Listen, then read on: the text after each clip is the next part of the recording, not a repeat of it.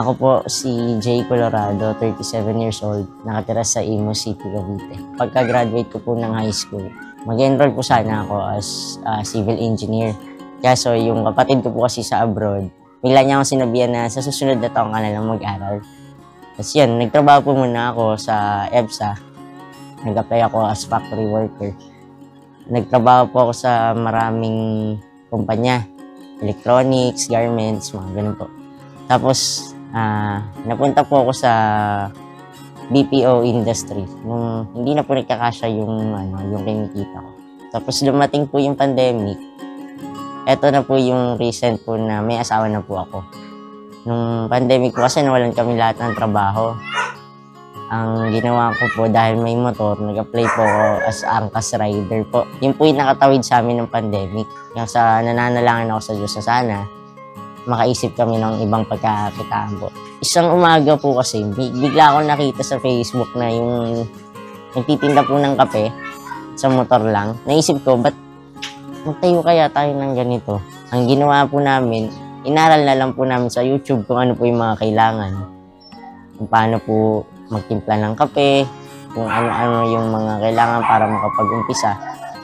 Awa ng Diyos naman po, meron kaming nagamit para makabili pa unti-unti ng mga gamit. Hindi namin namamalayan, dumadami na po yung gamit na nabibili namin dahil sa isip namin, yun yung mga kailangan po eh. Ito po kasi talaga tambakan. Madamo po dyan, may mga tambak lang po kaming mga sirang sofa. Napilitan po akong linisin kasi wala po akong paglalagyan. Maglalagay lang po sana ako ng tent dyan. Kaso ang laki po kasi ng tent, hindi po magkasya. Pininturahan lang po namin yung dingding, yung nagpagawa lang kami ng tarpaulin dun sa kaibigan. Magbubukas po kami ng 3 p.m. Tapos hanggang 12 a.m. po bukas kami. Pag may tao pa, inabot po kami ng 2 a.m.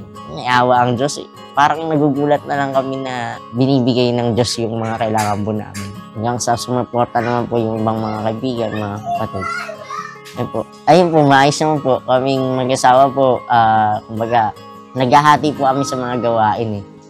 Kumbaga, si Mrs. po yung bahala sa mga social media na kailangang i-post. Ako naman po bahala sa inventory.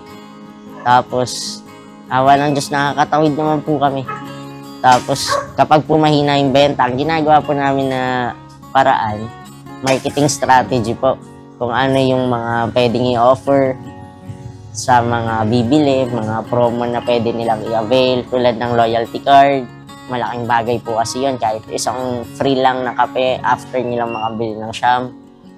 Doon po tuwa po sila. At saka, dapat po kapag magne-negosyo, yung kung ano po yung naumpisahan nyo na quality ng service na ibinigay nyo, dapat hindi po bababa doon. Dapat po mas pataasin nyo pa para lalo kayong puntahan ng mga dati nang bumibili sa inyo. Babalik at babalik sila. Hindi yung pag natikman nila, ay, ayoko na dyan. Eh di wala na pong babalik sa inyo.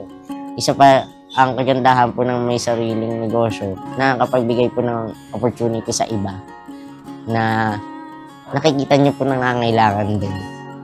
Sa maliit na paraan po, nakakapagbigay ng trabaho, paminsan-minsan, may nagpa-part-time, ganun po. Hanggang sa ngayon nga po, meron opportunity na maglagay kami ng pop-up coffee dyan dito po sa Phase 1. Kumbaga, makakapagbigay biglaan po na kailangan namin kumuha ng manpower. Kasi yung magtatao po doon, tapos yung magtatao po dito, hindi po namin kaya ni Mrs. na kaming dalawa lang. Ang pinagpapasalamat ko lang po sa Diyos sa haba ng taon na naghahanap buhay po kami, nangangamuhan.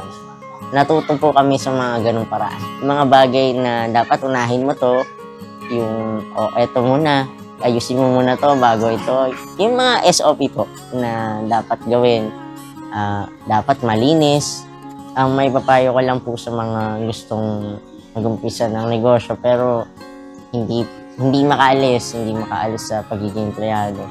Wag po silang matakot na magsimula. Kung magtitiwala po tayo sa Diyos na tutulungan po tayo ng Diyos sa mga bagay na gagawin natin kung mabuti naman. Tapos magsika po tayo na aralin po natin yung mga dapat nating aralin tungkol sa negosyo na gusto po nating umpisahan. may awa po ang Diyos, mauumpisahan po natin, tapos di po natin mamamalayan, lumalaki na po siya. Ipagtiwala sa Diyos ang lahat ng ating ginagawa, lakipan ng sipag at tiyaga, laban lang.